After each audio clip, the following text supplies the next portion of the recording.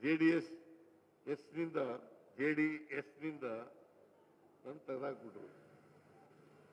ಇವನು ದೇವೇಗೌಡ ಅಲ್ಲೇ ಉಳ್ಕೊಂಡ. ನಾನು ತೆಗೆದಾಕಿದ ಮೇಲೆ ಏನು ಮಾಡೋದು? ತೆಗೆದಾಕಿದ ಮೇಲೆ ಅಹಿಂದ ಸಂಘಟನೆ ಪ್ರಾರಂಭ ಮಾಡಿದೆ.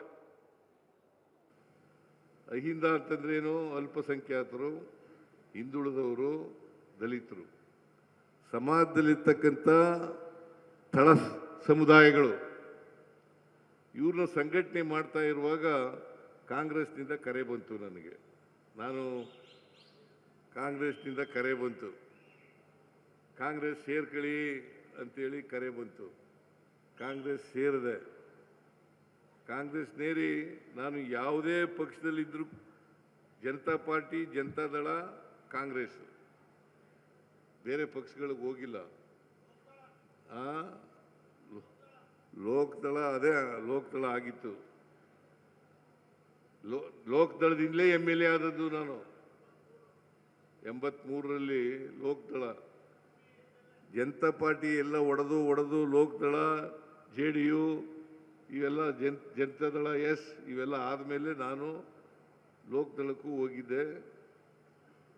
RSS BJPಯವರು ಇದ್ರು ಜನತಾ ಪಾರ್ಟಿ ಆದಾಗ.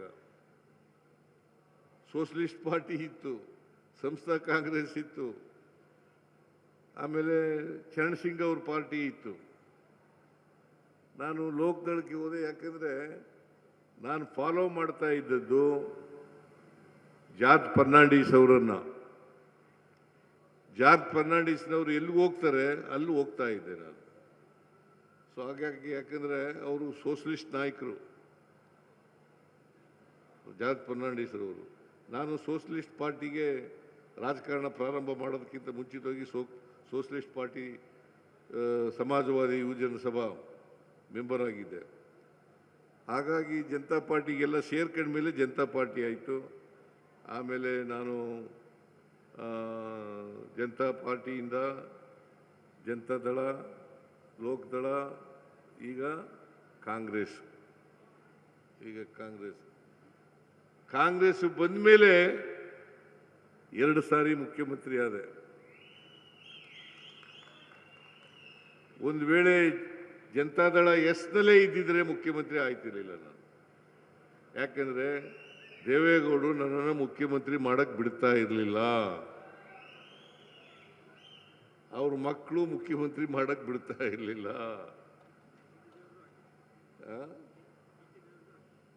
ಇಲ್ಲ, GT ವಿರುದ್ಧ ಇಲ್ಲ, ನಮಗೇನು GT ಯಾವಾಗಲೂ ವಿರುದ್ಧ ಇಲ್ಲ. GT ನನ್ನ ಪರವಾಗೇ ಇರ್ತಾನೆ, ಆದರೆ JDS ನಲ್ಲಿ ಇದ್ದಾನೆ ಅಷ್ಟೇ.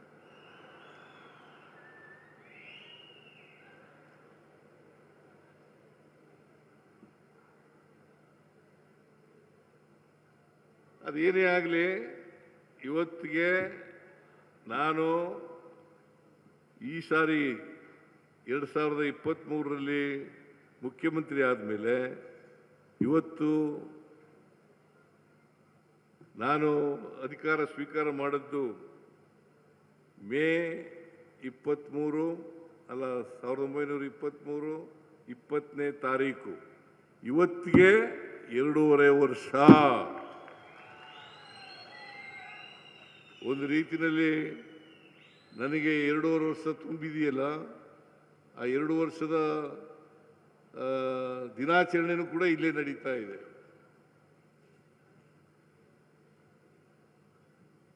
ಆ ದಿನನೂ ಕೂಡ ಇಲ್ಲೇ ನಡೀತಾ ಇದೆ.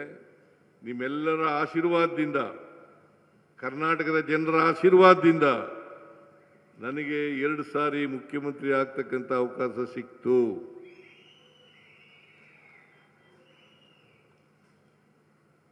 ಮುಖ್ಯಮಂತ್ರಿ ಆದಮೇಲೆ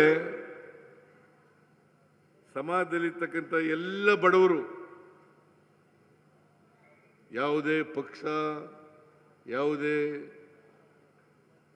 ಧರ್ಮ, ಯಾವುದೇ ಜಾತಿ, ಅಲ್ಲಿರ್ತಕ್ಕಂಥ ಎಲ್ಲ ಬಡವರು ಇದ್ದಾರಲ್ಲ, ಅವ್ರ ಪರವಾಗಿ ಕೆಲಸ ಮಾಡ್ತಕ್ಕಂಥ ಅವಕಾಶ ಸಿಕ್ಕಿದೆ.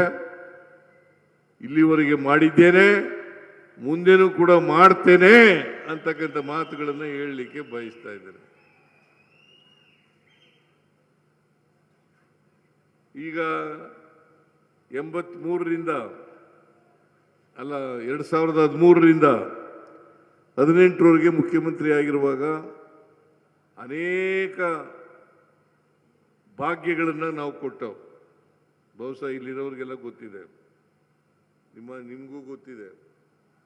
ಆ ಎಲ್ಲ ಭಾಗ್ಯಗಳು ಕೂಡ ದಲಿತರಿಗೆ, ಹಿಂದುಳಿದವರಿಗೆ, ಅಲ್ಪಸಂಖ್ಯಾತರಿಗೆ, ಎಲ್ಲ ಜಾತಿ ಬಡವರಿಗೆ ದಕ್ಕತಕ್ಕಂಥ ಕೆಲಸವನ್ನು ಮಾಡಿದವು. ಈ ಸಾರಿ 2023 ಮುಖ್ಯಮಂತ್ರಿ ಆದಮೇಲೆ ಗ್ಯಾರಂಟಿ ಯೋಜನೆಗಳನ್ನು ಜಾರಿಗೆ ತಗೊಂಡ್ಬಂದವು.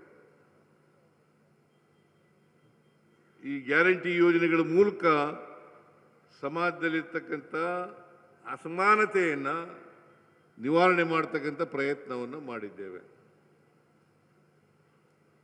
ಸಮಾಜದಲ್ಲಿ ಅಸಮಾನತೆ ಹೋಗದೇನೆ ಜಾತಿ ವ್ಯವಸ್ಥೆ ಹೋಗಲ್ಲ. ಎಲ್ಲರಿಗೂ ಸಾಮಾಜಿಕ ಆರ್ಥಿಕ ಶಕ್ತಿ ಬಂದಾಗ ಮಾತ್ರ ಜಾತಿ ಹೋಗ್ತದೆ ಹೊರತು ಇಲ್ಲದೆ ಹೋದರೆ ಹೋಗಲ್ಲ. ಶಕ್ತಿ ಬರಬೇಕು, ಸಾಮಾಜಿಕವಾಗಿ ಶಕ್ತಿ ಬರಬೇಕು, ಆರ್ಥಿಕವಾಗಿ ಶಕ್ತಿ ಬರಬೇಕು, ಶೈಕ್ಷಣಿಕವಾಗಿ ಶಕ್ತಿ ಬರಬೇಕು, ರಾಜಕೀಯವಾಗಿ ಶಕ್ತಿ ಬರಬೇಕು. ಆ ಶಕ್ತಿ ಬಂದಾಗ ಮಾತ್ರ ಹೋಗ್ಲಿಕ್ಕೆ ಸಾಧ್ಯ ಐತೆ. ಈಗ ಪುಟ್ಟರಂಗ ಶೆಟ್ಟರು ಇದ್ದಾರೆ. ಪುಟ್ಟರಂಗ ಶೆಟ್ಟರು ಒಂದು ಹಿಂದುಳಿದ ಸಮಾಜಕ್ಕೆ ಸೇರಿದವರು. ಚಾಮರಾಜನಗರದಲ್ಲಿ 4 ಬಾರಿ ಶಾಸಕರಾಗ್ಬಿಟ್ರು. ಮುಂದೇನೂ ಆಗ್ತಾರೆ ಅಂತಕ್ಕಂಥ ವಿಶ್ವಾಸ ಇದೆ. ಅವ್ರಿಗೆ ಪುಟ್ಟರಂಗ ಶೆಟ್ಟರಿಗೆ ಉಪ್ಪಾರ ಜನಾಂಗದಲ್ಲಿ ಒಬ್ಬರೇ ಒಬ್ರು ಮಂತ್ರಿ ಅಲ್ಲ ಶಾಸಕರು ಮಂತ್ರಿ ಮಾಡಿದ್ದೆ.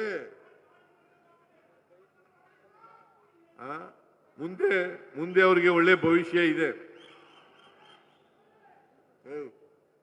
ಸಿಳ್ಳು ಹೊಡೆ ಬಿಡ ಕಡೆ ಚಪ್ಪಾಳೆ ತಟ್ಟು ಇಲ್ಲೇ ಹೊಡಿಬಾರ್ದು. ಸ್ವಲ್ಪ ಇದು ಆಮೇಲೆ ಕೊನೆಯಲ್ಲಿ ಹಾಕುವೆ ಇಟ್ಕೋ. ಹಿಂಗೆ ನೀನೇ ಹಾಕೊಂಡಿರು.